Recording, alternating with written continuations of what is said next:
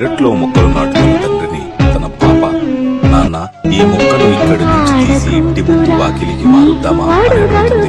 అప్పుడు నాన్న, అది ఎలా సాధ్యపడుతుంది తల్లి, మొక్క చిన్నగా ఉన్నప్పుడే మార్చాలి, కానీ ఎదిగాక కొత్త ప్రదేశంలో కొత్త మట్టిలో నిలదొక్కుకోలేదు అని అంటాడు.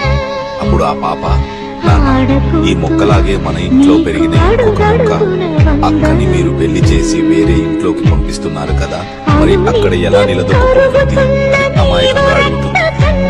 దానికి నాన్న నవ్వి, అమ్మా ఈ సృష్టిలో కేవలం స్త్రీకి మాత్రమే ఆ శక్తి ఉంది, తను పుట్టి పెరిగిన పరిసరాలు కాదని, కొత్త చోటికి వెళ్లి ఆ వాతావరణం, ఆ వ్యక్తులని, ఆ బంధాలని అలవర్చుకొని వారికి అనుగుణంగా పరివర్తనం చెందుతూ అన్ని రకాల పరిస్థితులను తట్టుకుని వృక్షంలా